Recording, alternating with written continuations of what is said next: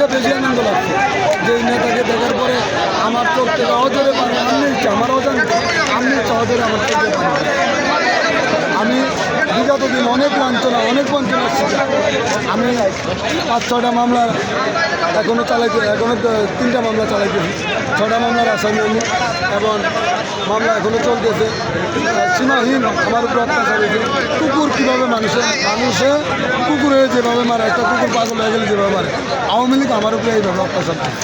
নেতা কি বার্তা দিল? আমাদের নেতা জনাব তারেক রহমান সাহেব বাংলাদেশ জাতীয়তাবাদী দল বিএনপির ভারপ্রাপ্ত চেয়ারম্যান তারেক রহমান সাহেব যে বার্তা দিয়েছে এই বার্তাটা আমরা মনে করি বাংলাদেশের জন্য একটি গুরুত্বপূর্ণ বার্তা দেওয়া হয়েছে এবং যেই সামনের দিকে তার যে প্রকল্প হাতে নেওয়া তার যে টার্গেট 31 দফাকে বাস্তবায়ন করার লক্ষ্যে আমি মনে করি আল্লাহ পাক রব্বুল আলামিনের ইচ্ছা আমার নেতা জনাব তারেক রহমান সাহেব সম্পূর্ণই পূরণ করবে অবশ্যই, কারণ এটা শেখের বেটি নয় যে মুখে বলবে এক কথা আর কাজে করবে আরেক কথা। এটা শেখের বেটি এটা শহীদ প্রেসিডেন্ট জিয়াউর রহমানের সুযোগ্য সন্তান এবং এটা তিনবারের প্রধানমন্ত্রী আপসীন দেশনেত্রী গণতন্ত্রের মা দেশনেত্রী বেগম খালেদা জিয়ার সুযোগ্য সন্তান।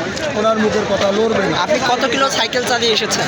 200 এই পর্যন্ত 280 কিলো। রওনা দিয়েছিলেন কবে?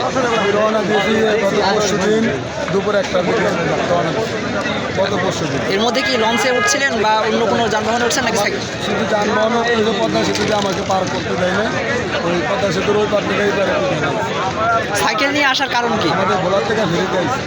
সাইকেল নিয়ে আসার কারণ কি? সাইকেল নিয়ে আসলাম এতদিন এত কষ্ট করতে পারছি নিশ্চিত মায়ের খাবো জানি আন্দোলন সংগ্রাম। আমি জানি যে এখানে যাওয়ার পরে আমাদের মামলা হবে, যাওয়ার পরে বাড়িতে দেখতে পারবো না।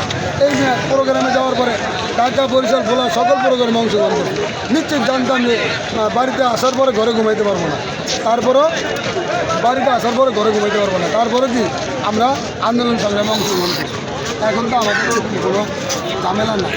এই চিন্তা করলাম যে সকল প্রোগ্রামে তো গেলামই সাধারণভাবে, এবার একটু ব্যতিক্রমভাবে যাব আনন্দ। এমনি আমি খুব বিনোদন প্রাণী মানুষ, আমি সবসময় হাসি খুশি থাকতে ভালোবাসি এবং আমার মন থেকে পাইলো এই জন্য আমি এইভাবে আসলাম। ঠিক আছে, ধন্যবাদ। আসসালামু আলাইকুম।